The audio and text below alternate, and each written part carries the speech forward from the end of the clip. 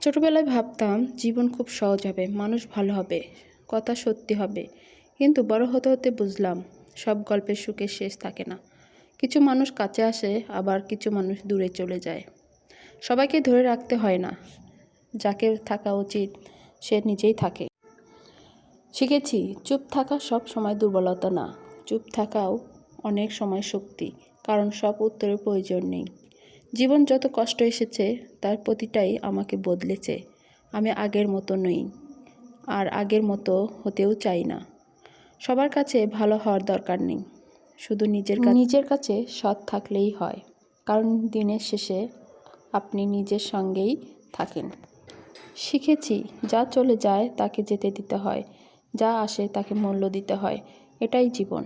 আর আজকের শিক্ষা, যতদিন বেঁচে আছি ততদিন শিখছি।